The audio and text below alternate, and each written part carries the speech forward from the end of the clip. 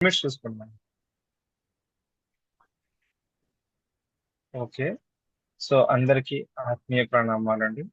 So, ఈ చక్కని అవకాశం ఇచ్చిన గురువులందరికీ ఆహ్, పరమ గురు మండలి అందరికీ, సమస్త గురువులందరికీ నమస్కరించుకుంటూ, మనం ఇవాళ స్పెషల్ క్లాస్‌లోకి వెళ్ళిపోదాము. సో, ఇవాళ స్పెషల్ క్లాస్ వచ్చేసరికి జన్మ సాఫల్యత, పర్పస్ ఆఫ్ అవర్ లైఫ్. అసలు మన లైఫ్ పర్పస్ ఏంటి? అనే దానికి సంబంధించిని కొన్ని పాయింట్స్ ఉండయి. సో, దాని గురించి ఒక హాఫ్ అన్ అవర్‌లో క్లాస్ చెప్పుకుందాం. సో, ఆ పర్పస్ ఆఫ్ లైఫ్‌కెళ్ళే ముందు ఒక చిన్న డ్రీమ్ చెప్తానన్నమాట. అంటే నాకు 2 డ్రీమ్స్ వచ్చినియి. ఆ డ్రీమ్స్ మీద నీకు ఈ పర్పస్ ఆఫ్ లైఫ్ గురించి చెప్పి ఆహ్, క్లాస్‌లోకెళ్ళిపోదాం. ఓకే. సో, ఫస్ట్ నేను ఒక క్వెషన్ అడిగాను. మెడిటేషన్‌లోకొచ్చిన తర్వాత what is purpose of my life అని క్వెషన్ అడిగాను. క్వెషన్ అడిగితే అప్పుడు మహావతార్ బాబాజీ గారిని ఆ టైంలో గుర్తొచ్చారు. సో, మహావతార్ బాబాజీ గారిని స్మరించుకొని మెడిటేషన్‌లో క్వెషన్ అడిగాను. పర్పస్ ఆఫ్ లైఫ్ ఏంటి అని. సో, అతను అంటే ఒక వాయిస్ మెసేజ్ వచ్చింది. అప్పుడు మహావతార్ బాబాజీ గారు చెప్పారు. ఏమనంటే, "నీ లైఫ్ పర్పస్ ఏంటంటే ధర్మంగా జీవించడమే." అంతే. సో, ధర్మంగా జీవించడమే నీ లైఫ్ పర్పస్ అన్నారు. నాకప్పుడు అర్థం కాలేదు. అప్పుడున్న పరిస్థితుల్లో. ధర్మంగా జీవించడం ఏంటి? ఇప్పుడు మన లైఫ్ అంటే ఒక క్రికెటర్ అవ్వటమో, లేకపోతే ఫుట్‌బాల్ అంటే నథింగ్ బట్ ఒక ప్లేయర్ అవ్వటమో, లేకపోతే ఒక లాయరో, లేకపోతే ఒక డాక్టర్, ఒక ఇంజినీరో, లేకపోతే ఒక ఐటీ ఎంప్లాయో సంథింగ్ ఏదో ఒకటి ఉంటది కదా! ఏంటిది? మరి అది చెప్పకుండా ధర్మంగా జీవించడం అంటే ఏంటో నాకు అర్థం కాలేదు. దాని తర్వాత మెడిటేషన్‌కొచ్చిన తర్వాత 2 ఇయర్స్ తర్వాత 3 ఇయర్స్, 2 ½ ఇయర్స్ తర్వాత మళ్ళీ ఇదే క్వెషన్ అడిగాను మాస్టర్స్. సెల్ఫ్ బ్రెస్‌లో. సో, అర్ధరాత్రిలో మెలుకువొచ్చినప్పుడు 7 breaths 36 times breathe in, breathe out count చేసి 36 టైమ్స్ చేసినది ఒక క్వెషన్ అడిగాను. క్వెషన్ అడిగి మళ్ళీ 36 టైమ్స్ అడిగి బ్రీత్ ఇన్, బ్రీత్ ఔట్ చేసి నిద్రపోయానన్నమాట. సో, ఆ క్వెషన్ ఏంటంటే పర్పస్ ఆఫ్ లైఫ్. నా పర్పస్ ఆఫ్ లైఫ్ ఏంటి అంటే అప్పుడు ఒక డ్రీమ్ చూపించాడు. ఆ డ్రీము డైరెక్ట్ వంశీ సార్‌ని కూడా అడిగాను. సో, వంశీ సార్ డీకోడింగ్ కూడా చేశారు. మొన్న రీసెంట్‌గా శ్రీరామనవమికి తపన వెళ్ళినప్పుడు ఈ డ్రీమ్ మీద వంశీ సార్‌తో మాట్లాడిన తర్వాత వంశీ సార్ కూడా డీకోడ్ చేశారు. సో, ఆ డ్రీమ్ ఏంటి అంటే ఫస్ట్ రైట్ సైడ్ ఉంటది. లెఫ్ట్ సైడ్ మధ్యలో మౌంట్ ఎవరెస్ట్ లాంటి ఒక పెద్ద కొండ. హిమాలయాల్లో చూసి ఉంటారు కదా! సో, హిమాలయాల్లో సంబంధించిన ఒక డ్రీము. ఫస్ట్ రైట్ సైడ్ నుంచి అంటే రైట్ సైడ్ నుంచి కొంచెం అది తెల్లవారం 4:35 అట్లా అనమాట. సో, రైట్ సైడ్ నుంచి లెఫ్ట్‌కి వెళ్తున్నాను. సో, అక్కడంతా రైట్ సైడ్ ఏరియా ఎట్లుందంటే, ఇప్పుడు ధ్యాన మహాచక్రం అని పెద్ద పెద్ద యజ్ఞాలు జరిగేటప్పుడు కొన్ని వందల మంది, కొన్ని వేల మంది జనాలుంటారు. సో, పబ్లిక్ బాత్రూమ్స్ కానీ, పబ్లిక్ గాని programmes, foods, different different stalls అన్నీ ఎట్లుంటాయి? కొన్ని వేల మంది ఉంటారు. రకరకాలుగా తిరుగుతా ఉంటారు. అట్లా ఉంది. సో, అక్కడ నేను, మా మదర్ అంతా తిరుగుతా ఉంటే తెలిసిన వాళ్ళు అందరూ అక్కడే ఉన్నారు. అదంతా కొంతసేపు ఆగిన తర్వాత కొంచెం ఇటు సైడ్ లెఫ్ట్‌కి జరిపి తెలియకుండా మార్నింగ్, ఆఫ్టర్‌నూన్ సమయం టైమ్ పీరియడ్ కాంతి ఎట్లా ఉందో సన్‌లైట్ అదంతా మాయమైపోయి ఎర్లీ మార్నింగ్ 4:35కి ఎట్లయితే ఉంటదో అట్లా వచ్చేసింది. సో, అట్లా వచ్చి ఇట్లా వెళ్తుంటే అప్పుడు ఎలా ఉందంటే వాటర్ మొత్తం సముద్రమే. సముద్రం అయిపోయింది. ఎర్లీ మార్నింగ్ సముద్రం ఎట్లా ఉంటది? మీరు 'లైఫ్ ఆఫ్ పై' సినిమా చూసుంటే తెలుస్తది. అక్కడ క్లియర్ కట్‌గా చూపిస్తారు. మధ్యాహ్నం పూట సూర్యుడు ఉన్నప్పుడు రే ఆ వాటర్ కలర్ ఎట్లా ఉంటది? Early morning, evening, night, midnight ఎట్లా ఉంటది? అట్లా ఎర్లీ మార్నింగ్ 4:35కి ఆ వాటర్ కలర్ ఎలా ఉంటదో అలా కనిపించింది. సో, వాళ్ళు ఆ వాటర్ మీద నడుచుకుంటా వెళ్తున్నాను. ఆ వాటర్ సుమారుగా ఒక 10 కిలోమీటర్స్ ఉంటదనుకోండి. ఆ 10 కిలోమీటర్స్ ఇట్లా నడుచుకుంటా అంతే నడుచుకుంటూ ఇది చాలా పెద్ద డ్రీమ్ వచ్చింది. సో, ఎక్కువగా ఈ వాటర్ మీద వాకింగే ఎక్కువ టైం తీసుకుంది. సో, అట్లా వాటర్ మీద నడుచుకుంటా వెళ్తున్నాననమాట. సో, చాలా హ్యాపీగా అనిపించింది ఆ టైంలో. ఆ ఫీలింగ్. ఎందుకంటే వాటర్ భయం ఉంటది యాక్చువల్‌గా నాకు. అట్లాంటిది ఇది దీంట్లో వాటర్ ఫియర్ పోయి, ఆ వాటర్ మీద నడుచుకుంటూ వెళ్తున్నాననమాట. చుట్టూ మొత్తం ఇంకేం లేదు. వాటర్ తప్ప ఏం కనిపించట్లా చుట్టూ. అట్లా ఎళ్ళిపోయిన తర్వాత కొంత సమయానికి మధ్యలో పెద్ద మౌంట్ ఎవరెస్ట్ కొండుంది. ఆ కొండ మీద ఎవరో ఒకతను మెడిటేషన్ చేస్తూ కనిపించారు. శివుడు మాత్రం కాదు. శివుడు అనిపించలేదు. ఒక పర్సన్ అంతే. అతను ఎవరో కూడా నాకు తెలీదు. ఒక పర్సన్ నార్మల్ పర్సన్ మనలాగే సాదా సీదా ఒక పర్సన్. శివుడిలాగా కైలాసంలో ఎలా మెడిటేషన్ చేస్తారో అట్లా మౌంట్ ఎవరెస్ట్ శిఖర్ అన్న పీక్ ఆఫ్ మెడిటేషన్ ఒక పర్వతం మౌంటైన్ మీద కూర్చుని మెడిటేషన్ చేస్తున్నాను. అది చూశాను. ఇటు పక్క వచ్చేసాను. ఎలా అయితే రైట్ సైడ్ వుడ్ నుంచి వాటర్ మీద నడుచుకుంటా ఇట్లా వచ్చి మౌంట్ ఎవరెస్ట్ మీద ఉన్న మెడిటేషన్ చూసాను. అటువైపు వెళ్ళి సేమ్ అట్లానే ఇంకో 10 కిలోమీటర్స్ అటు నడుచుకుంటా వాటర్ ఆ గట్టుకు వెళ్ళాను. సో ఆ గట్టుకు వెళ్ళిన తర్వాత అక్కడ ఉన్న చాలా మంది రోడ్ రాక్షసుల్లాగా కనిపించారు వాళ్ళందరూ. అదంతా వాళ్ళతో పాటు నేను అదంతా తిరిగి యూటర్న్ గా ఈసారి ఏం చేశాను, కొండ పైకి వెళ్ళకుండా కొండ కింద పర్వతం కింద నడుచుకుంటూ సేమ్ మళ్ళీ 10 కిలోమీటర్స్ ఈ కొండ దాటి మళ్ళీ 10 కిలోమీటర్స్ దాటి ఎక్కడైతే బయలుదేరో అక్కడికి వచ్చేసాను. సో నాతో కూడా తెలియకుండా ఆ బ్యాడ్ సంబంధించిన ఎవరైతే ఉన్నారో కనిపించారో విలన్స్ కానీ రాక్షసులు కానీ వాళ్ళందరూ నాతో పాటు వచ్చారనమాట. వచ్చిన తర్వాత ఒక అతను సోలం తీసుకుని పొడిచాడు అనమాట ఒక అతన్ని. సో ఇది డ్రీమ్. ఈ డ్రీమ్ గురించి డీకోడ్ చేసినప్పుడు ఏమర్థమైందంటే, ఈ సైడ్ ఎవరైతే కనిపించారో మంచి పనులు చేసినట్టు, తర్వాత రైట్ సైడ్ కనిపించిన విలన్స్ బ్యాడ్ పర్సన్స్ అందరు కిందటి జనంలో నేనే.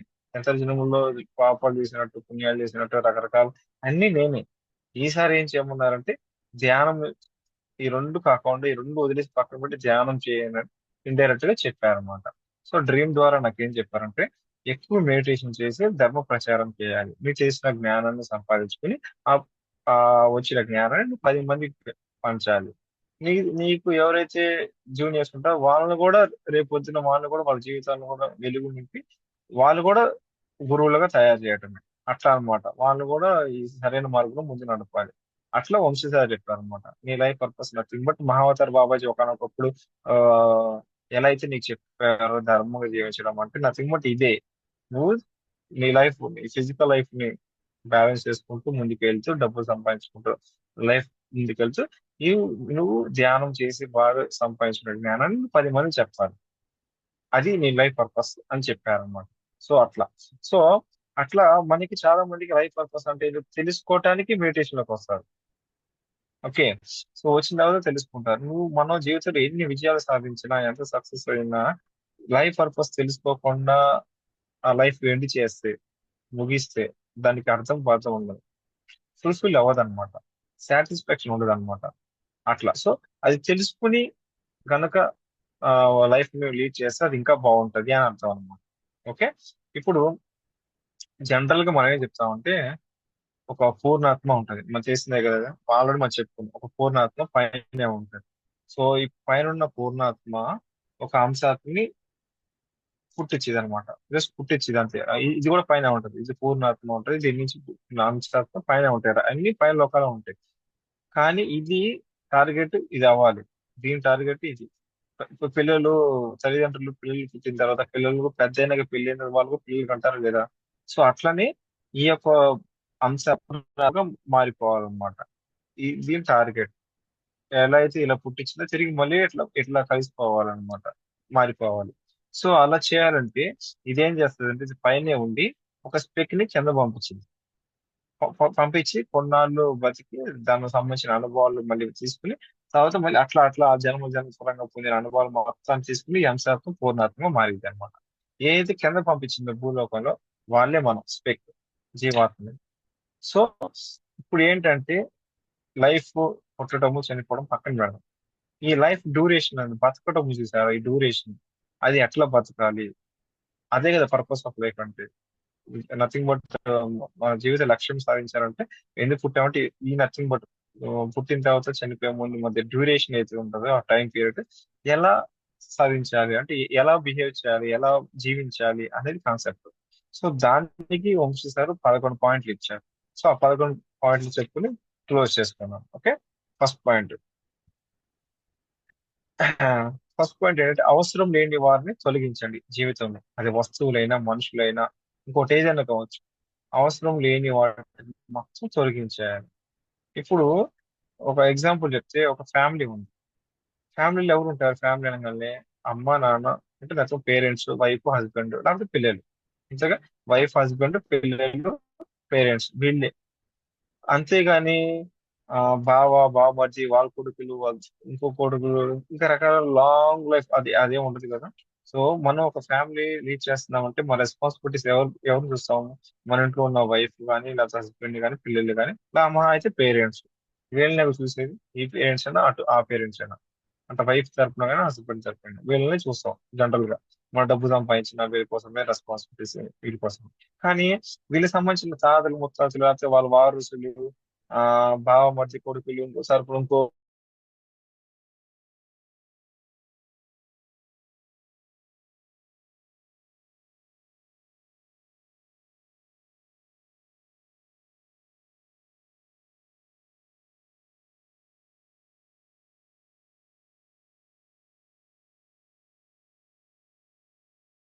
లైక్ కష్టాలు ఉన్నప్పుడు వాళ్ళకి ఏమైనా అవసరం అయితే సహాయం చేయాలి.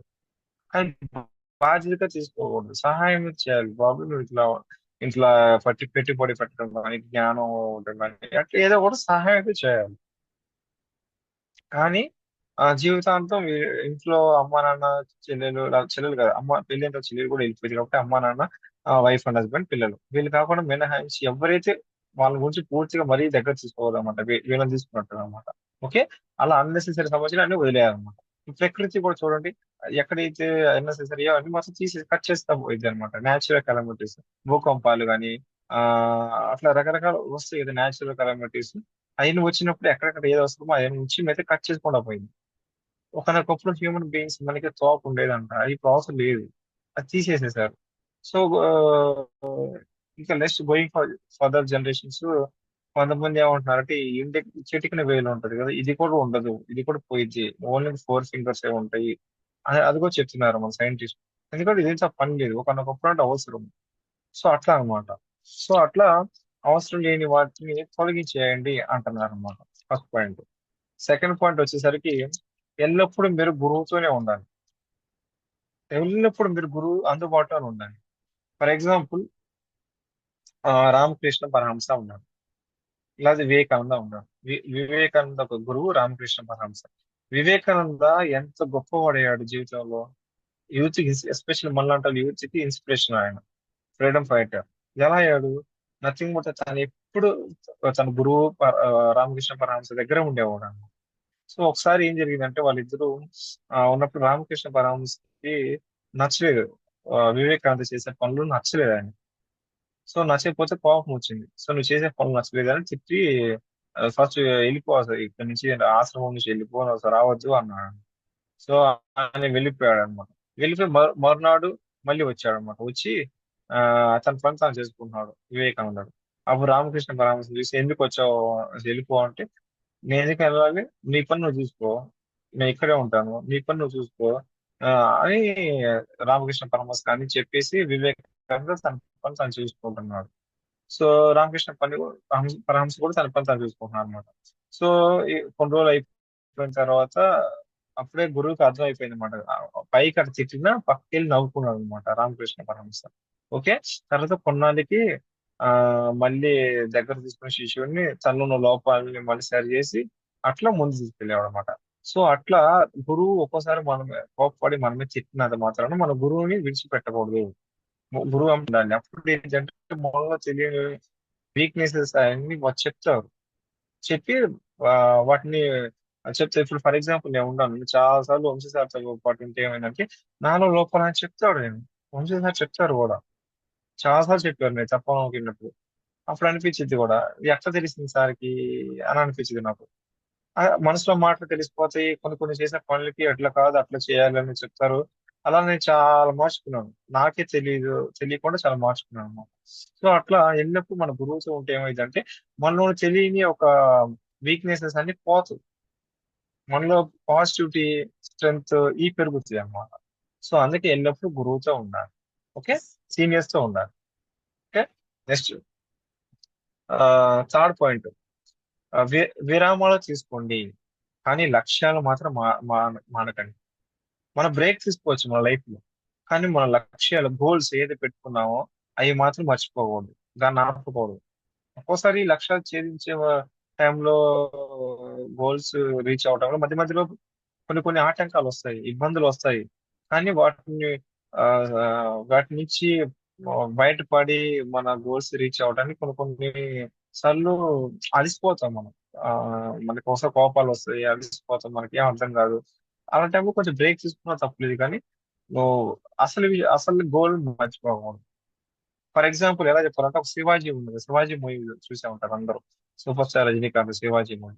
తను మూవీ కాన్సెప్ట్ ఏంది? తను ఒక డబ్బు బాగా సంపాదించాడు. ఇండియాలోకి వచ్చాడు. ఇండియాలోకి వచ్చి ఒక ఫ్రీ యూనివర్సిటీస్, చాలా మంది ఫ్రీగా మెడికల్ ట్రీట్మెంట్స్ కానీ యూనివర్సిటీస్ కానీ మొత్తం చేయాలని చెప్పి ఒక ఇన్వెస్టర్ దగ్గరకు, లేకపోతే చాలా మంది పిలిచి హెల్ప్ చేయండి నాకు కూడా ఇట్లా అని అడిగాడు అనమాట. సో ఓకే అని చెప్పాడు. కానీ విలన్ ఏం చేశాడు? ఆ రకరకాల మార్గాల్లో లంచాలు తీసుకోవడం కానీ, ఇబ్బంది పెట్టడం కానీ, గవర్నమెంట్ ప్రెజర్ తీసుకోవడం అదంతా చేశాడు ఆయన. ఆయన అలిసిపోయాడు. చాలా అలిసిపోయాడు సినిమాలో. చూసే ఉంటారు. అలిసిపోయి ఆ నాకెందుకురా బాబు అని వదిలేయాల. తను ఏం చేశాడు?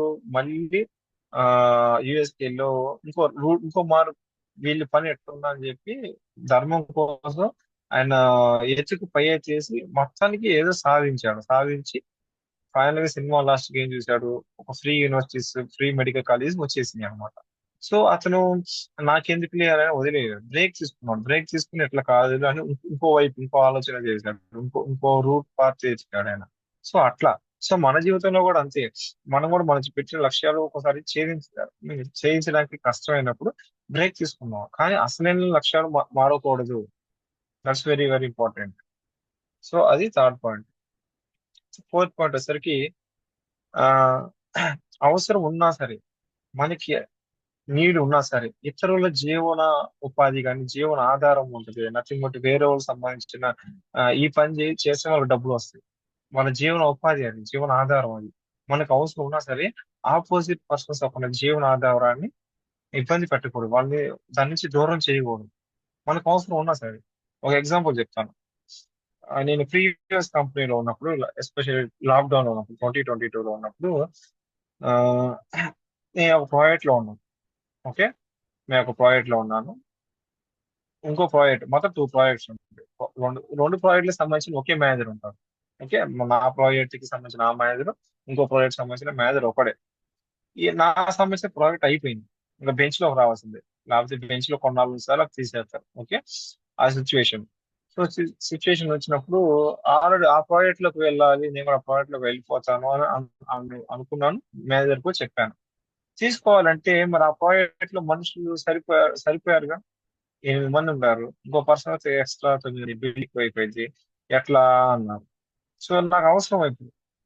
అప్పుడు ఏం చేశానంటే, వేరే వాళ్ళు పోతే బాగుండు అనుకున్నా. జనరల్ మనసు అనిపించింది, వేరే వాళ్ళు ఎవరైనా ట్యాబ్ పెట్టిపోతే బాగుండు, ఎవరో ఒకరు తీసేస్తే బాగుండు అని అనిపించింది. కానీ అది తప్పు. కానీ అట్లా తప్పు తప్పు ఆలోచిస్తున్నా. అదే టైంలోనే ఈ నాగలోక వాసులకు సంబంధించిన వాళ్ళు నాకు పరిచయం అయ్యారు. స్నేక్ మాస్టర్స్ మా ఇంటి ముందు చదివే స్నేక్స్ జరగటం.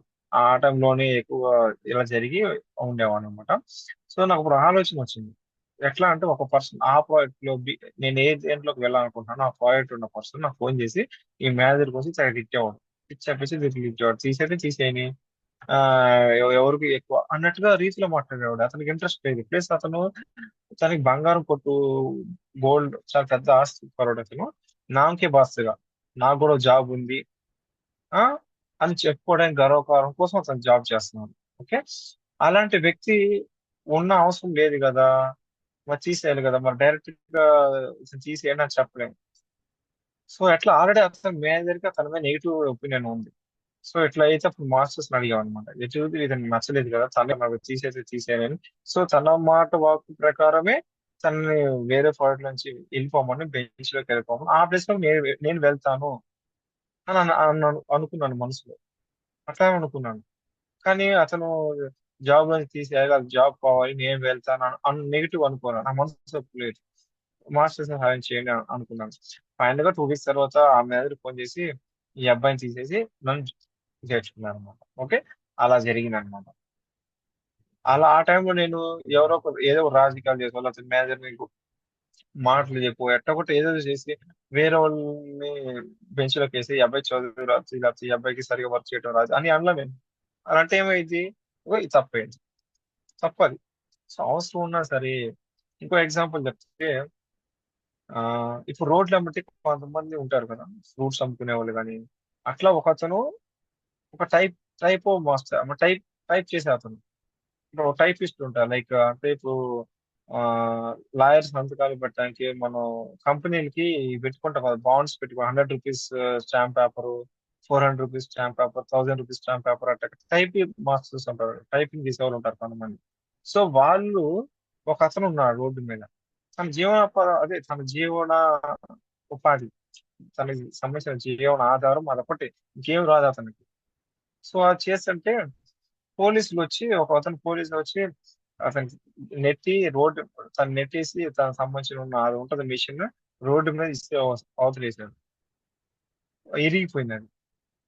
సో అతను ఏం చేయాలి, నిస్సహాయత, ఏం చేస్తాడు ఆయన, సైలెంట్ గా అంతే కూర్చుని బాధపడుతున్నాడు. యాక్చువల్గా అక్కడ రూల్ ఏంది, పోలీసు అక్కడ ఉన్న వాళ్ళకి, రోడ్ సైడ్ ఉన్న వాళ్ళని క్లియర్ చేయాలి. ఓకే, వాళ్ళ రూల్ అదే, తప్పదు. అలాంటి మాత్రాన ఏం చేశాడు, వేరే వాళ్ళ జీవన ఉపాధి సంబంధించిన తన ఆధారమైన సంబంధించి మొత్తం నాశనం చేశాడు. కొన్నాళ్ళకి తన జాబ్ కూడా పోయింది. ఇదేంటో ఇరుక్కున్నాడు కదా మొత్తం, తన జాబ్ అయితే సస్పెండ్ అయ్యి ఇంకా జాబే పోయింది. ఎందుకు, ఇతని జీవన ఉపాధి తీసేశారు, తన జీవన సంబంధించిన ఆధారాన్ని తన జీవితం నుంచి తీసేశారు కాబట్టి తన జీవితంలో కూడా అదే జరిగిపోయింది. ఎప్పుడైనా సరే గుర్తుపెట్టుకోండి, మనం ఒకరు ఏది చేసామో అది తిరిగి ఖచ్చితంగా మనకు వచ్చింది. డ్యామ్ షూర్, అది మంచి చేస్తే మంచి, చెడు చేస్తే చెడు. జ్ఞానం పెంచితే జ్ఞానం తిరిగి వస్తుంది, హింస చేస్తే హింస, అహింస చేస్తే అహింస. సో అట్లా తన పోలీసు డ్యూటీ ఏంది, క్లియర్ చేయాలి, కరెక్ట్. కానీ క్లియర్ చేసే ఆయన ఇంకో పాయింట్ ఆఫ్ వ్యూ, ఇంకో పరంగా చేయాలి. అలా చేయకుండా అంత ఓర్పు సహనం లేకుండా ఆథరైజ్ పడేశారు. తను కొన్ని రోజులు జాబ్ పోయింది. తర్వాత వచ్చాడు, తర్వాత ఏమనుకుంటారు వాళ్ళు, అరే నా జాబ్ పోయింది బాబు, ఎందుకు జరిగిందో, దేవుడు ఎందుకు శిక్ష చేశాడు అనుకుంటాడు ఆయన. కానీ అసలు విషయం ఏంది, తను గతంలో చేసిన, కొన్ని రోజుల క్రితం చేసిన కర్మ అదనమాట, అది తిరిగి వస్తుంది అనమాట. అసలు అట్లా అన్నమాట. సో అది తన లైఫ్ లో అప్పుడే జరిగింది, ఒక 6 నెలలకి ఇలా జరిగింది. మనలాంటి వాళ్ళు ఏంది, ఎప్పుడో గత జన్మలో చేసిన కర్మలు ఏదైతే ఉంటాయో అవి ఇప్పుడు ఇంపాక్ట్ అవుతాయి, మనకు తెలియదు, మనం నమ్మం. సో నమ్మితే ఒకసారి అడిగితే తెలుస్తుంది. సో అందుకే 70+ చేయమంటాను. సో అదొకటి అనమాట. సో వేరే అమ్మాయిలు అవసరం ఉన్నా సరే ఇతరుల జీవనాధారం పోగొట్టకండి అంటే దాని ఉద్దేశం ఇదే అన్నమాట. ఓకే, అది మాత్రం మస్ట్ అండ్ షుడ్. మన చుట్టుపక్కల ఉంటారు కొంతమంది, ఎదుగుతారు, మనం అవకాశాలు రావు ఒక్కోసారి అని చెప్పి వాళ్ళని ఎట్టగొట్ట తీసేసి మనమే ఆ ప్లేస్ లోకి అనుకోకూడదు. అది మనం ఇక్కడ వెయిట్ వేసామా, ప్రకృతి మన మీద ఇంకో వెయిట్ వేసింది, ఇంకో రూపంలో, ఎక్కడికి పోదాం వెయిట్. ఓకే, నెక్స్ట్ ఆ దీంట్లో ఇంకో ఎగ్జాంపుల్ చెప్తాను. ఓకే, అర్జునుడు ఉన్నాడు. సో అర్జునుడు ఒక రోజు ఒక అతను అర్జునుడి దగ్గర అప్పుగా డబ్బులు తీసుకున్నాడు. సో డబ్బులు తీసుకుంటే శ్రీకృష్ణుడు వెంట పెట్టుకుని, ఒక అతను నాకు డబ్బులు ఇవ్వాలి, సో అతని ఇంటికి పోతాను డబ్బులు తీసుకుంటాను అని చెప్పి తన దగ్గర ఉన్న ఆవులు మాత్రం తీసుకున్నాడు. నాకు అప్పేవి కదా, డబ్బులు ఇవ్వట్లేదు అని చెప్పి నీ దగ్గర ఉన్న ఆవులు నేను తీసుకుంటా అన్నాడు. తీసుకోబోతుంటే శ్రీకృష్ణుడు ఆపాడు, అర్జున నువ్వు ఏం చేస్తున్నావు అన్నాడు. సింపుల్, ఆ శ్రీకృష్ణ నేను, తను నా దగ్గర ఒకనొకప్పుడు డబ్బులు తీసుకుంటున్నాడు, ఇప్పుడు తిరిగి నేను డబ్బులు ఇవ్వట్లేదు, మరి నేనేం చేయాలి, అందుకే తన దగ్గర ఉన్న గోవులు నేను తీసుకుంటాను అన్నాడు. ఆగు అన్నాడు. నీవు గోవులు తీసుకుంటావు, తర్వాత ఏంది, తనకు తిరిగి డబ్బులు ఇస్తాడా, తన పరిస్థితి చూడు. తను తన జీవనోపాధి కేవలం ఆవుల మీద బతుకుతున్నాడు, ఆవులు పాలు వచ్చే డబ్బుల మీద తన జీవనోపాధి బతుకుతున్నాడు, తన జీవనాధారం అదే. మరి నువ్వు అతను డబ్బులు ఇవ్వలేని స్థితిలో ఉన్నాడు, నువ్వు ఎట్లా లాక్కుంటావు, అది కరెక్ట్ కాదు అన్నాడు. సరే శ్రీకృష్ణ అని చెప్పి తను తీసుకోకుండా రిటర్న్ వెళ్ళిపోయాడు. కొన్ని రోజుల తర్వాత దుర్యోధనుడు వీళ్ళ రాజ్యాన్ని మొత్తం తీసుకున్నాడు. మనం చేసిన స్టోరీ, రాజ్యం తీసుకున్నాడు. సో యుద్ధం చేయకముందు ఆ రాజ్యం తీసుకున్నాడు అని చెప్పి ఆ శ్రీకృష్ణుడు అన్నాడు, పద దుర్యోధనుడి దగ్గరికి, ఆ తీసుకుందాం, తన దగ్గర అయితే మీ దగ్గర లాక్కున్నాడో తిరిగి తీసుకుందాం అంటే, పోనీలే శ్రీకృష్ణ ఎందుకు చెప్పు, ఆ తీసుకుంటే తీసుకొని, ఆ వాటి మీద మమకారాలు అన్నాడు అనమాట. తప్పు అన్నాడు, ఎందుకంటే ఒకనొకప్పుడు నువ్వేం చెప్పావు, నువ్వే తీసుకోవద్దు అనుకున్నావు, మరి ఇప్పుడు నువ్వు ఎలా తీసుకుంటావు అని అడిగితే అప్పుడు శ్రీకృష్ణుడు అన్నాడు కదా, ఒకనొకప్పుడు ఎవరి దగ్గర నువ్వు లాక్కున్నావో ఆవులు, వాడికి బతుకు చెరువు అదే. సో వాడి దగ్గర డబ్బులు లేవు ఇంకా అంతే ఇంక. కానీ వీడి దగ్గర డబ్బు ఉండి కూడా అహంకారంతో బలుపుతో డబ్బులు నీకు ఇవ్వట్లేదు, వీడి దగ్గర ఉండి బలుపుతో ఇవ్వట్లేదు, వాడు డబ్బులు లేక ఇవ్వట్లేదు. సో బలుపుకి డబ్బులు లేకపోవడం చాలా చూడు అని, వీడి దగ్గర తీసుకుందాం, దీనితో ఫైట్ చేద్దాం అని చెప్పి యుద్ధం చేసి డబ్బులు తీసుకున్నారు. ఓకే. సో అట్లానే మన జీవితంలో మా చుట్టూ మనకు తెలిసిన వాళ్ళు కానీ ఫ్రెండ్స్ కానీ చాలా మంది ఉంటారు.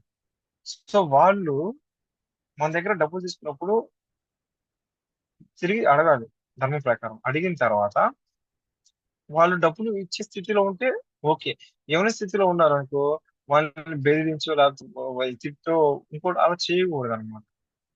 కానీ వాళ్ళ దగ్గర ఉండి కూడా ఇవ్వట్లేదంటే మనం లీగల్ గా ఫైట్ చేయాలి. గొడవ వేసుకుని మరీ తీసుకోవాలన్నమాట.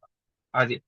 ఇంకోటి అసలు దీనికన్నా మంచి సొల్యూషన్ ఏంటంటే ఎవరైనా సరే డబ్బు అప్పుగా వచ్చేటప్పుడు నాకు డబ్బు కావాలి కొంచెం సహాయం చేయండి వచ్చినప్పుడు వాడు తిరిగి ఇస్తాడా లేదా? వాడు ఎట్లాంటి వాడు అని చూసుకుని డబ్బులు ఇవ్వాలి. సో కొంతమంది ఆ ఎవరు ఎవరైనా స్థితిలో ఉంటారు. మనుషులు అట్లాంటి వాళ్ళు మంచివాళ్ళే కానీ తిరిగి ఎవరైనా స్థితిలో ఉంటారు. మరి అట్లాంటి వాళ్ళకి సాయం చేయకపోతే ఎట్లా అని చెప్పి అప్పుడు ఏం చేయాలి? మనం ₹100 ఇచ్చే బదులు ఒక ₹20 ₹30 ఇచ్చి దాన్ని వదిలేసుకోవాలన్నమాట. ఆ ₹30తోనే వాళ్ళు కొస్తా బయటపడతారు. అలా అని చెప్పి మనం ₹100 మాత్రం ఇచ్చేసామనుకోండి అటు వాడు బాగుపడినా తిరిగి డబ్బులు రావు మనం నష్టపోతాం. సో అటు మనం నష్టపోకుండా అవతలోడు కాస్త కోస్త సహాయం చేయాలనుకుంటే మనలో 30% వాడు అడిగిన దాంట్లో 30% 40% ఇచ్చి దాన్ని మర్చిపోవాలి. అట్లా ఉండాలన్నమాట. అట్లా ఉంటేనే వాడు హ్యాపీ అవుతాడు. మనం హ్యాపీ అవుతాం. అలా అన్నమాట. సో అది ఇంపార్టెంట్. ఈ ఫోర్త్ పాయింట్ అనేది. నెక్స్ట్ ఫిఫ్త్ పాయింట్ నిర్ణయాలు ఒంటరిగా తీసుకోకండి. అంటే మనకు ఏది తోస్తే మన సొంత నిర్ణయాలు తీసేసుకొని ఇంక ఇంప్లిమెంట్ చేసుకుంటాం. దీనివల్ల ఏమైంది ఫినాన్షియల్ గా చాలా నష్టాలు పోతాయి. ఎలా పడితే అలా ఆలోచించి అనుకోండి అది కుటుంబం మీద ఇంపాక్ట్ పడింది. ఫ్యామిలీ మీద ఇంపాక్ట్ పడింది. చాలా మంది యూత్ ఎస్పెషల్ బాయ్స్ కానీ చాలా మంది ఈ డబ్బులు ఇంకా బాగా సంపాదించాలని చెప్పి బెట్టింగ్ యాప్స్ మీద కానీ లేకపోతే ఇంకో రూపంలో కానీ డబ్బులు ఏదో సొంత నిర్ణయాలతో వాడు అట్లా చేశాడు కాబట్టి ఎక్కువ డబ్బులు వచ్చి మనం కూడా అలా చేద్దాం అని చెప్పి సొంత నిర్ణయాలతో ఫ్యామిలీని సంప్రదించకుండా చేస్తారు. చివరికి అదేమైంది పక్కోడి దాంట్కి సక్సెస్ అయ్యి వీడి దాంట్లో ఫెయిల్ అవుతాడు. అదే పని ఫెయిల్ అయితే వీడు నష్టపోతాడు. వీడి మీద ఆధారపడిన డబ్బులకు సంబంధించిన ఫ్యామిలీ మీద ఇంపాక్ట్ అయ్యింది. సో దీనివల్ల ఎవరు నష్టపోతారు? అట్లా చాలా మంది ఎస్పెషల్లీ మగవాళ్ళు కానీ పెద్దవాళ్ళు కానీ యూత్ కానీ చేసిన మిస్టేక్ వల్ల చాలా మంది ఫ్యామిలీ రోడ్ మీద పడ్డాయి అన్నమాట. సో అలా ఉండకూడదు అని ఇంపార్టెంట్. ఓకే. సో ఇలాంటప్పుడు ఏం చేయాలంటే సంప్రదించాలి. ఒక నిర్ణయం తీసుకోబోయే ముందు ఫ్యామిలీతో సంప్రదించి చూపించాలన్నమాట. ఇంప్లిమెంట్ చేయాలన్నమాట. సో అట్లానే ఇంట్లో వైఫ్స్ కానీ పిల్లలు కానీ ఫ్యామిలీకి సంబంధించిన ఫినాన్షియల్ సీక్రెట్స్ కానీ లేకపోతే అప్పులు కానీ ఆస్తులు కానీ చెప్పాలి. ఎందుకంటే ఎప్పుడు ఎట్లా ఉంటుందో తెలియదు కదా జీవితం. సో అన్ని మన దగ్గరే పెట్టుకున్నాక మనకి అసలు అందరూ ఒక పర్సన్ దగ్గర పెట్టుకున్నాక ఆ పర్సన్ కి ఏమైనా అయిందనుకో ఎవరికి తెలియకపోతే వీళ్ళందరూ ఎట్లుంటారు? అట్లా అన్నమాట. సో అలా ఉండకూడదు. ఇప్పుడు ఎగ్జాంపుల్ చెప్పాలంటే రాముడు యుద్ధానికి వెళ్ళినప్పుడు రావణాసుడి దగ్గర యుద్ధానికి వెళ్ళిన తర్వాత "ఈ యుద్ధానికి వస్తావా లేకపోతే సీతాదేవిని అప్పగిస్తావా అన్న టైంలో ఆ లోపల నుంచి రావణాసుడికి మంత్రిగా ఎవరు ఉన్నారు లంకకి విభీషణుడు ఉన్నారు. సో విభీషణుడు చెప్పాడు అన్నా నువ్వు సీతాదేవిని చేసి యుద్ధం వద్దు యుద్ధం చేస్తే మనకి నష్టం అయింది లంకకి నష్టం అయింది అంటే నువ్వు నాకు చెప్పేది ఫస్ట్ గెట్ అవుట్ ఆఫ్ లంక అని గెంటేశారు అనమాట. అసలు ఎవరైనా గెంటేస్తారట సినిమా ఎక్కువ సినిమాలు చదువుతారే ఎమ్మెల్యే చదువుతాడు. ఎమ్మెల్యేల దగ్గర పనిచేసిన డ్రైవర్లు కానీ ఆ పని మనుషులు కానీ గెంటేయకూడదు. ఎందుకంటే వాళ్ళ బొక్కలన్నీ అది మన బొక్కలన్నీ పబ్లిక్ కి చెప్పేస్తారు వాళ్ళు కోపం వస్తే ఎమ్మెల్యేల కన్నా పిఏలు ఎక్కువ కామెడీగా చెప్తారు అనమాట. అట్లా రావణాసుడికి ఆ లంకలో జరిగిన సీక్రెట్స్ మొత్తం విభీషణుడికి తెలుసు. అతను వెళ్ళిపోయాడు. ఎవరైనా పంపిస్తారు పంపిలా చివరి ఆ పంపిబట్టే అతను రాముడి దగ్గరికి వెళ్ళాడు. రాముడికి మాత్రం చెప్పాడు ఉన్నది ఉన్నట్టు రావణుడు చనిపోయాడు. సో ఇక్కడ మ్యాటర్ ఏంటంటే రాముడి దగ్గరికి విభీషణుడు వచ్చినప్పుడు ఇతన్ని తీసుకుంటే మంచి జరిగిద్ది తీసుకోవచ్చు మంచి జరిగిద్ది కానీ తను నిర్ణయం తీసుకోకముందు అక్కడ ఉన్న వాళ్ళందరికీ సుగ్రీవుడికి ఆంజనేయ స్వామికి అక్కడ ఉన్న వానర సైన్యాన్ని మొత్తానికి అందరికి అడిగి పర్మిషన్ తీసుకుని మన దాంట్లో తీసుకుందాము వద్దా అని అడిగి ఒప్పించి అంటే ఒప్పించడం అంటే సానుకూలంగా అందరూ ఒప్పుకున్నారు. Okay we are ready we are okay అని చెప్పిన తర్వాత అప్పుడు వాళ్ళ గ్రూప్ లోకి విభీషణుని తీసుకున్నారు అనమాట. సో అట్లా రాముడు అంతటి వాడే ఆ ఈ యొక్క రూల్ పాటించాడు. సో మనం కూడా అట్లా ఉండాలి. మనం కూడా మన ఫ్యామిలీతో డిస్కషన్ చేసుకోవాలి. ఓన్ సొంత నిర్ణయాలు తీసుకోకూడదు. Okay. Next seventh one sorry, sixth one వచ్చేసరికి అందరికీ తెలిసి ఉండాలి కానీ అజ్ఞాతంగా ఉండాలి. మనందరికి తెలియాలి కానీ అజ్ఞాతంగా ఉండాలి. అప్పుడు నిజాలు బయటకు వస్తాయి. మన ముందు ఒకలాగా ఉంటారు, మన వెనకాల ఇంకోలాగా ఉంటారు. సో మన ముందు మాట్లాడే మాటలే నిజాలు అనుకోండి, తప్పదు కదా. మన ముందు పొగుడుతారు కానీ మన వెనకమాల అసలు నిజాలు చెప్పుకుంటారు. వాళ్ళ దృష్టిలో ఏముంటాం మరి, వాళ్ళ సొంత మన గురించి వాళ్ళ సొంత ఫిట్నెస్ లోపల ఎలా తిట్టుకుంటున్నారు అని ఎలా తెలుస్తుంది? అజ్ఞాతంగా ఉన్నప్పుడు తెలుసుకోవాలన్నమాట. ఎగ్జాంపుల్ చెప్పాలంటే ఆ జోధా అక్బర్ సంబంధించిన వాళ్ళు తీసే ఉంటారు మీ అందరికి. దాంట్లో రాజు అక్బర్, జలాలుద్దీన్ మొహమ్మద్ అక్బర్ ఇతను, లేకపోతే ఆ ఒక అతని పేరు ఏం పేరు అంటే బట్టి విక్రమార్క. సో వీళ్ళు రాజులైనప్పటికీ దొంగ వేషాలు వేసుకుని, అంటే మారు వేషాలు వేసుకుని ప్రజల్లో తిరిగేవాళ్ళు. అసలు ఏం జరుగుతుంది, రాజ్యంలో ఏం జరుగుతుంది ఆ వాస్తవాలు రాబట్టుకోవడానికి. మీరు జోధ్ అక్బర్ సీరియల్ చూడండి ఒకసారి, యూట్యూబ్ లో వస్తుంది. దాంట్లో చాలా బాగుంటది, చాలా అసలు ఎక్సలెంట్ గా ఉంటది. ఆ అతను మారు వేషాల్లో జోధాదేవి, ఆ, ఈ అక్బర్ మారు వేషాల్లో వెళ్ళి అక్కడున్న ప్రజలు వాళ్ళ సంబంధించిన వాళ్ళందరూ తెలుసుకుంటారు. తెలుసుకుని ఎవరైతే రాజు ఇంప్లిమెంట్ చేసిన నిర్ణయాలు కూడా పాటించట్లేదు అక్కడ. వీళ్ళందరూ ఏమనుకుంటారు, మేము మంచి పనులు చేసాము, ఆ రాజ్యంలో అన్ని మంచి పనులు జరుగుతుంది అనుకుంటారు. కానీ అసలు విషయం తెలిసింది, ఇతను ఇంప్లిమెంట్ చేసిన పనులు కూడా అక్కడ రియల్ లైఫ్ లో ప్రజల దగ్గర అమలు అవ్వట్లేదు అది. సో రాజు పర్ఫెక్ట్ ఉంటే సరిపోదు కదా, కింద ఉన్న వర్కర్స్ కూడా పిఎం సీఎం పర్ఫెక్ట్ ఉంటే సరిపోదు కదా, కింద ఉన్న మినిస్టర్స్ ఎమ్మెల్యేలు ప్రెసిడెంట్ కూడా పర్ఫెక్ట్ గా ఉండాలి. అప్పుడే ప్రజల దగ్గరికి పాలన వస్తుంది. సో అలా లేదు. వాళ్ళు మారు వేషాల్లోకి వెళ్ళి అజ్ఞాతంలోకి వెళ్ళిన తర్వాత ఇదంతా తెలిసి తర్వాత కఠినమైన నిర్ణయాలు, కఠినమైన పనిష్మెంట్స్ అన్ని చేసిన తర్వాత వాళ్ళు మొత్తం మార్చేశారు. సో అట్లా. సో మనం కూడా మన జీవితంలో ఒక్కోసారి రియల్ అవుట్పుట్ రావాలంటే మనం కూడా అందరిలో ఉండాలి కానీ తెలియనట్టు ఉండాలి, అజ్ఞాతంలో ఉండాలి.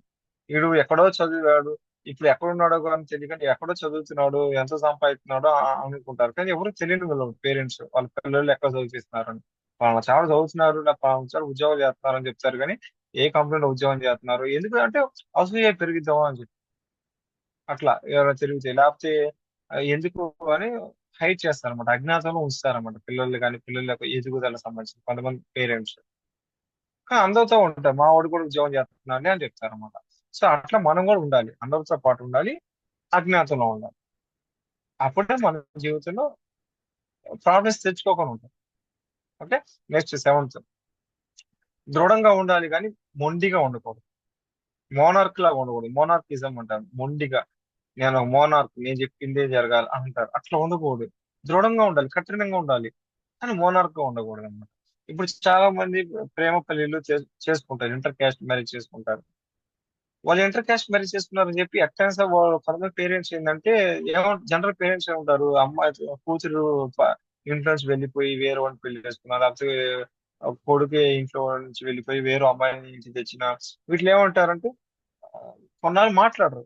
First get out my house అని చెప్పి ఇంట్లో నుంచి గెంటేస్తారు. కొన్నాళ్ళకి ఫోన్ లో మాట్లాడుకుంటారు. ఇంట్లోకి రప్పిపోయి దూరంగా ఉన్న అప్పుడు ఒక వారానికో, 2 నెలలకో, 2 నెలలకో ఫోన్ మాట్లాడుకుంటారు. ఆ మీ పని మీరు చూసుకోండి అంటే త్వరగా సంబంధాలు అంత పెట్టుకోరు, తెంచి. కానీ కొంతమంది దృఢం అంటారు, కానీ కొంత మోనార్కులు ఏమంటారు, ఓకే అనమో మీ ఇద్దరు పెళ్లి చేసుకుంటాం అని చెప్పి నమ్మించి లోపల తీసుకొచ్చి చంపేస్తారు. అదే జరుగుతుంది. మొన్న కూడా రీసెంట్ కూడా అదే జరిగింది. వాళ్ళని మోనార్కులు అంటారు. సో మోనార్క్ ఉండకూడదు, దృఢంగా ఉండాలి. చాలా మంది పరువు సంబంధించిన హత్యలు ఇలా ఎందుకు జరుగుతుంది అంటే దీనికి కారణం ఇది. మోనార్క్ కొంతమంది ఈగో ఉంటుంది కదా, ఆ ఈగో అహం నుంచి వచ్చే మాటలు, నా మాట నెగ్గాలి, నేనే నెగ్గాలి అని అంటారు కొంతమంది ఉంటారు. ఆ ఈగోకు పోయి నా పంచని నెక్కించుకోవాలనుకుంటారు, వాళ్ళందరూ మోనార్క్. సో అట్లాంటి వాళ్ళతో మనం ఉండకూడదు. వీలైనంత వరకు మౌనంగా ఉండాలి, అట్లాంటి వాళ్ళని విసర్జించేయాలి, అంటే నచ్చకుండా వదిలిపెట్టేయాలి, వాళ్ళ నుంచి దూరంగా ఉండాలి అట్లా. సో మోనార్క్ కి దృఢంగా ఉంటుంది. దృఢంగా ఉంటే సొంత నిర్ణయం తీసుకుని ఖచ్చితంగా నేను సాధించాలి, నేనేంటో చూపించుకోవాలి, నా జీవితంలో ఒక మంచి జాబ్ సంపాదించుకోవాలి, లేకపోతే ఇంకోటి ఏదో నేనేంటో వర్క్ ప్రూవ్ చేసుకోవాలి అని దృఢంగా నిర్ణయం తీసుకోవాలి. దృఢ నిశ్చయంతో తీసుకుని అది ఇంప్లిమెంట్ చేయాలి, అది ప్రూవ్ చేయాలి, దట్స్ ఫైన్. కానీ మోనార్క్ లాగా నేను పట్టింది కుందే మూడే కాళ్ళు అన్నట్టుగా ఉండకూడదు. ఓకే. అది. నెక్స్ట్ ఎయిత్ దశ భావోద్వేగాలు అర్థం చేసుకోవాలి. అంటే మనలో ఎమోషన్స్ ని అర్థం చేసుకోవాలి. ఎమోషన్స్ ని చాలా మంది ఏమంటారు అంటే భావాల్ని తొక్కేయాలనుకుంటారు. అవి తొక్కేవి కాదు. అవి మనం వాటిని కంట్రోల్ చేయగలుగుతాం కానీ తొక్కేయటం కానీ తీసేయటం అలా ఉండవు. ఫలానా ఎమోషన్స్, నాకు ఈ ఫీలింగ్స్ వచ్చినాయి, నాకు ఈ ఆలోచన వచ్చినాయి, ఈ థాట్స్ వచ్చినాయి, నెగిటివ్ థాట్స్ వచ్చినాయి అంటే ఎవరికైనా వస్తాయి. అంత పెద్దవారికైనా వస్తాయి. ఎవరికి రావంటే బాగా సాధన చేసి ఆ ఆ, స- ఆ, సహస్ర చక్రంలో ఉంటారన్నమాట. ఓ పెద్ద పెద్ద వేల వేల సంవత్సరాలు చేసినాడు. అట్లాంటి వాళ్ళు సాధిస్తారు కానీ మిగతా వాళ్ళు ఎవరికి అది సాధ్యం కాదు. సో నెగిటివ్ థాట్స్ ఎవరికైనా వస్తాయి. నాకెందుకు నెగిటివ్ థాట్స్ వస్తాయి అని కొంతమంది ఏమంటారంటే వాళ్ళు అసహ్యించుకుంటారు. నాకెందుకు వస్తున్నాయి, అసలు మంచిగానే ధ్యానం చేస్తాను అక్కడ, నాకు ఎందుకు నెగిటివ్ థాట్స్ వస్తాయని నా మీద కోపం వస్తుంది, కంపరం వేస్తుంది, అట్లా అసహ్యించుకుంటారు అనమాట. అట్లా ఉండకూడదు. సో నెగిటివ్ థాట్స్ కానీ నెగిటివ్ సమస్యలు ఎవరికైనా ఎమోషన్స్ కానీ ఏదైనా సరే, కోపం కానీ అతి కోపం కానీ ఏదైనా సరే వస్తాయి. కానీ ఎందుకు వస్తున్నాయి దాన్ని అనాలిసిస్ చేయాలి, దాన్ని కంట్రోల్ చేయాలి. కానీ దాన్ని తీసేయటం కానీ ఓవర్కమ్ చేయడం కుదరదు అనమాట. కంట్రోలింగ్ చేయొచ్చు అనమాట. సో అలా ఎలా చేయాలి, అండర్స్టాండింగ్. అది ఎందుకు వస్తుందో అని అర్థం చేసుకోవాలి. సో మనలో ఈ ఫీలింగ్స్ ఎందుకు వస్తుంది, నాలో ఈ ఫీలింగ్స్ ఎందుకు వస్తుంది అని అర్థం చేసుకోవాలి. సో నాలో ఎందుకు ఈ ఫీలింగ్, కోపం ఎందుకు వచ్చింది, వాడేదో వాడేదో తప్పు చేశాడు, కోపం వచ్చింది. వాడు ఎందుకు తప్పు చేశాడు వాడు తెలియదు. తెలియనోడు అంతే చేస్తాడు. వాడికి పిచ్చోడు, వాడికి తెలియదు. ఆ అహంకారంతో ఉన్నాడు, అజ్ఞానంతో ఉన్నాడు, వాడికి నాలెడ్జ్ లేదు. అట్లా అందుకని వాడు తప్పు చేశాడు. అట్లా మనం అర్థం చేసుకుంటే అప్పుడు మనం కూల్గా ఉంటాం. అలా అన్నమాట. సో అలా ఎప్పుడైతే భావోద్వేగాలు ఎమోషన్స్ ని అర్థం చేసుకోవాలన్నమాట. ఓకే. నెక్స్ట్ నైన్త్ వన్ వచ్చేసరికి మన రహస్యాలు అవసరమైనప్పుడు సరైన వ్యక్తులకి పంచాలన్నమాట. అంటే మన సీక్రెట్స్ ఎవరికి పడితే వాళ్ళకి చెప్పకూడదు. అసలు సీక్రెట్స్ ఎవరు చెప్పకూడదు. కానీ ఒక్కొక్కసారి సందర్భాల్లో వస్తాయి. ఎవరో ఒకసారి మనలో ఉన్న ఫీలింగ్స్ షేర్ చేసుకోవాలనిపించింది. సో అలాంటప్పుడు సరైన సమయంలో సరైన వ్యక్తులకు మాత్రమే ఆ మనలో ఉన్న సీక్రెట్స్ చెప్పుకోవాలి. అలా కాకుండా ఎవరికి పడితే మనం సీక్రెట్స్ చెప్పుకుంటే ఏమైంది, ఆ సీక్రెట్స్ వాడు విని వాడు ఇంకోటి చెప్పి యూటర్న్ తీసుకుని చివరి మన దగ్గరికి వచ్చింది. ఏంద్రా నేను ఒకటి చెప్తే ఇప్పుడు చివరి నేను ఒకటి చెప్తే వాడు ఇంకోటి నాకు చెప్పాడు, నా సీక్రెట్స్ నాకే అని అనిపించింది. సో అట్లా అన్నమాట. పాజిటివిటీ వెళ్ళే స్పీడ్ కదా, నెగిటివిటీ వెళ్ళే స్పీడ్ తొందరగా స్ప్రెడ్ అవుతుంది అన్నమాట, నెగిటివ్ అంత ఫాస్ట్ గా. సో మన సీక్రెట్స్ ఎవరికి చేయకూడదు. వాళ్ళు బ్లాక్ మెయిల్ చేస్తారు. మన సీక్రెట్స్ ఒకటి చెప్పామనుకో, వాటిని ఉపయోగించుకుని బ్లాక్ మెయిల్ చేస్తారు. సో ఎప్పుడైనా సరే మన సీక్రెట్స్ చెప్పకూడదు. ఒక చెప్పాల్సి వస్తే ఎవరు చెప్పాలంటే సరైన వ్యక్తులకు చెప్పాలి. గురువులకు కానీ, ఆ, పెద్దవాళ్ళకి కానీ, వీరికి చెప్తే ఏం కాదు అని వాళ్ళు చెప్పి, వాళ్ళు చెప్పడం వల్ల వాళ్ళు ఉన్న ఫ్రీనెస్ కానీ డౌట్స్ కానీ క్లియర్ అవుతాయి. ఆ, వాళ్ళు సెట్ అయిపోతాయి అన్నమాట. సో సరైన టైంలో సరైన వ్యక్తులకు మాత్రమే సీక్రెట్స్ చెప్పాలి. ఎవరు మాత్రం వాళ్ళు చెప్పకూడదు. ఓకే. నెక్స్ట్, మీ సంకల్పాల్లో మీ సంకల్పాల్లో ఎగరండి, ఎదగండి, కానీ ఆ వాస్తవాల్లో భూలోకంలో ఉండాలి అంటారు. అంటే చాలా మంది ఏమంటారు కెరీర్ లో, మీరు స్కైయే limit, sky is the limit అంటారు. అంటే ఆకాశమే హద్దురా అంటారు. మనం ఏదైనా సాధించవచ్చు. మన లిమిట్స్ గోల్స్ ఆకాశానికి హద్దురా అంటే ఎంతైనా పెట్టుకోవచ్చు అంటారు. ఎస్ కరెక్టే. కానీ వాస్తవంలో కూడా ఉంది. ఓకే. ఒక సినిమా ఉంది. ఏ సినిమా అంటే middle class melodies. Middle class melodies అనే సినిమా ఉంది. దాంట్లో హీరో హీరోయిన్ ఉంటారు. సో హీరో ఏం చేస్తాడు, ఆ పల్లెటూరులోంచి నేను గుంటూరు పోయి ఒక హోటల్ పెడతాను, సక్సెస్ చేస్తాను అని ఒక ఒక బొంబాయి చట్నీ తయారు చేసి నేను ఏంటి చూపిస్తాను అంటాడు అనమాట. సో అతను ప్రయత్నం చేస్తాడు చేస్తాడు. ఒక రోజు మొత్తాన్ని బొంబాయి చట్నీ హీరోయిన్ తినిద్ది. ఓకే, నవ్విద్ది. బాగా చేసావు అన్నట్టుగా నవ్వింది. ఫస్ట్ టైం ఫ్రెండ్ కదా. తర్వాత సినిమా ఇంకా last half an hour 40 minutes తర్వాత ఇంకా అయిపోయింది అనగా ఒక ఉమ్, తన లవ్ మ్యారేజ్ గురించి ఇంట్లో చెప్తే గొడవలు వచ్చినాయి కదా. అప్పుడు ఏం చేసింది, నేను బొంబాయి చట్నీ పెట్టిన తర్వాత నీ సక్సెస్ చేస్తాను, అప్పుడు నీకు మన పెళ్లి అనేది అంటే, నీ బొంబాయి చట్నీ నేను తిన్నాను, అసలు ఏం బాగుంది, నువ్వు బాగుంది అనుకుంటున్నావు, నువ్వు బాగుందని ఊహల్లో ఎక్కావు, నేల మీదకి రా, అప్పుడే తెలిసింది అని చెప్తుంది అనమాట అబ్బాయిని, హీరోయిన్. అప్పుడు అప్పుడు నేల మీదకి వచ్చి ఇది ఎందుకు నచ్చలేదని ఆయన చేసిన చట్నీ ఆయన తిన్నాడు. నచ్చలేదు.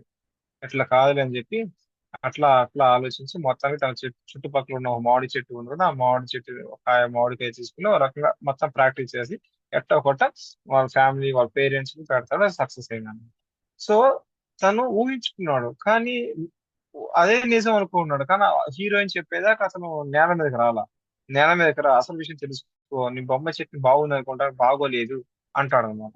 అట్లా అంతే, మన సీఎం కావాలి, పిఎం కావాలి, ఇలా కలెక్టర్ కావాలి అని ఊహలు పెట్టుకో తప్పలేదు.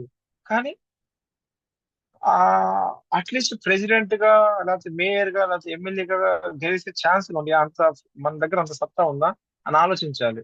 అంత సత్తా లేకుండా డైరెక్ట్ మన సీఎం పిఎం అంతా గెలిచేస్తాం అన్న సంకల్పాలు పెట్టుకోకూడదు. సో సంకల్పాలు పెట్టుకో, దాని తగ్గట్టుగా ఇన్పుట్స్ మన హార్డ్ వర్క్ మనం చేస్తున్నామా, టైం మనం ఇన్వెస్ట్ చేస్తున్నామా అనేది ఉండాలన్నమాట. సో అందుకే ఆ ఊహల్లోకి వెళ్ళు, కానీ హద్దుల్లో ఉండు, కొంచెం నేల మీద రా అంటారు అనమాట. నెక్స్ట్ లాస్ట్ వచ్చేసరికి ఇతరులకి సహాయం చేయండి కానీ ఇతరులు పని చేయకండి. అంటే సహాయం చేయండి కానీ పని చేయకండి. ఇప్పుడు ఫర్ ఎగ్జాంపుల్, అరే నాకు ఈ కష్టం వచ్చిందిరా, నాకు ఈ నోట్స్ రాసి పెట్టు, లేకపోతే ఈ రికార్డ్ రాసి పెట్టు, లేకపోతే నాకు ఉద్యోగంలో అయితే నా ఈ వర్క్ చేసి పెట్టు. ఆ అంటే కుదరదు. వర్క్ నువ్వు ఇది రాకపోతే నేను నేర్పిస్తాను, నీకు వర్క్ రాదా, సో ఇట్లా చేయి అట్లా చేయి అని నేర్పించాలి. అంతే, వాడి వర్క్ నువ్వు చేయకూడదు. వాడి వర్క్ నువ్వు చేస్తే ఇంక వాడు గాలి తిరుగుతాడు రేపు పొద్దున. ఆ ఈడున్నాడులే శ్రీకాంత్, ఆ ఈడే చేస్తాడు నా వర్క్ కూడా అని చెప్పి. ఇట్లానే మన ప్రీవియస్ కంపెనీలో ఇదే జరిగింది. ప్రీవియస్ కంపెనీలో నేను ఒక అబ్బాయి ఒకే షిఫ్ట్ లో ఉన్నాం. ఒకే షిఫ్ట్ లో ఉన్నాం. అని నువ్వు ఎట్టుకుంటే మీ ఊర్లో నువ్వు క్రికెట్ ఆడుకోవడానికి వెళ్ళవు కదా, ఇంట్లోనే ఉంటావు కదా, లాక్డౌన్ కదా అని. మేము మా ఊర్లో క్రికెట్ ఆడుకుంటాం ఫ్రెండ్స్ తో సాయంత్రం. ఎట్టుకు నువ్వు నా వరకు నువ్వే చెయ్యి, 2 గంటలే కదా నా వరకు నువ్వు చెయ్యి, నేను ఆడుకుని వస్తా అని చెబుతాను అని చెప్పాడు అనమాట. అట్లా స్టార్టింగ్ మొహమాటంతో ఏదో చేసేవన్నమాట. అట్లా చేసుకుంటా పోతే వాడు రోజు అంతే, నా 2 గంటలే కదా నువ్వు చెయ్యి, ఎటుకు నువ్వు బయటికి రావు ఆడుకోవు కదా అన్నట్టుగా మాట్లాడేవాడు. తర్వాత నాకు అర్థమైంది, ఇక నేను చేయను అని చెప్పాను. సో అట్లా అన్నమాట. మన జీవితంలో ఒకరికి హెల్ప్ అడిగినప్పుడు హెల్ప్ చేయాలి, కానీ ఆ హెల్ప్ చేయాలి, వాడి చేత చేయించాలి. వాడి వరకు మనం చేయకూడదు అనమాట. ఇంకో ఎగ్జాంపుల్, ఇప్పుడు రోడ్డు మీద మనం వెళ్తాం, ఒక కారులో వెళ్దాం అనుకుంటున్నాం. కారులో వెళ్తే సైడ్ నా రోడ్ అప్పుడు బైక్ పార్క్ చేస్తారు కదా, వాడు బై మిస్టేక్ ఎవరో ఒకడు సైడ్ ఎంటర్ కాకుండా కొంచెం యువతల మెయిన్ రోడ్డు వెహికల్స్ అడ్డుకు వచ్చేటట్టుగా పార్కింగ్ చేసేవాడు. చాలా మంది ఏమంటారు, హార్న్ కొట్టినా రాడ్లే, మన అర్జెంట్ పనిలో ఉన్నాం అని చెప్పి మనవి దిగేసి ఆ, ఆ, ఆ, బండి అట్లా చేస్తే ఏమైంది, రేపొద్దున వాడు నేర్చుకోడు, ఎక్కడ పడితే అక్కడ పార్కింగ్ చేస్తాడు, వాడిది రోడ్డు అని. సో అట్లా కాకుండా హార్న్ కొట్టించి వాడు పిలిపించి, బాబు నువ్వు రోడ్డు మీద ఎందుకు పెట్టావు, మా వెహికల్స్ అయ్యాయి కదా, నాన్నమ్మ వెహికల్స్ అన్ని ఆగిపోయి ఎట్లా కాదు అని చెప్పి పిలిపించి ఆ బైక్ ని తీసుకొని పక్కన పెట్టించి మనం ముందుకు వెళ్ళిపోవాలి. సో మనం సహాయం చేయాలి, అట్లా చేయాలి బాబు అని వాడితో చేయించాలి. అలా అప్పుడేమనుకుంటాడు, రేపు పొద్దున ఆ అరే నేను ఇలా పెట్టా కదా అందుకే ఆ, వాడు కారోడికి ఇబ్బంది అట్లా అన్నమాట. సో ఎప్పుడు సరే జీవితంలో మనకి వేరే వాళ్ళకి సహాయం చేయడం నేర్చుకోవాలి, కానీ వాడి పని మనం చేయకూడదు అనమాట. చాకరీ చేయకూడదు, దాన్ని చాకరీ అంటారు. గుడ్డి చాకరీ చేయకూడదు వేరే వాళ్ళకి. మనం ఎవరు చేయడానికి, మనం సహాయం చేయాలి. ఇప్పుడు ఇప్పుడు మీకు కష్టాలు వచ్చినాయి, నాకు కష్టాలు వచ్చినాయి, మనం ఏం చేస్తాం, సార్ ఏమంటారు, మనం ధ్యానం చేసి సెల్ఫ్ ప్రిపేర్ చేసి మన కర్మ చూసుకుని సారీ చెప్పి రిలేషన్ తెచ్చుకుని కర్మ తీసుకోవాలి. అంతేగాని ఆ నా కర్మలు నేను చూసుకోలేను, మీరే చూడండి నా బదులు కూడా, మీరే చూసి కర్మలు మీరే క్లియర్ చేయండి అంటే ఇంకా మనం ఎందుకు, అట్లా అన్నమాట. సో అదనమాట. సో ఇంకోటి ఎగ్జాంపుల్ వచ్చేసరికి జనక మహారాజు అండ్ బలరాముడు, వీళ్ళిద్దరూ అగ్రికల్చర్ కి బాగా సపోర్ట్ చేశారు అప్పట్లో, ఆ రోజుల్లో త్రేతాయుగంలో ద్వాపర యుగంలో. బలరాముడు ఆ, జనక మహారాజు వీళ్ళిద్దరూ సహాయం చేశారు. వాళ్ళు సహాయం చేశారు, గొడ్డి చాకరీ చేయలేదు.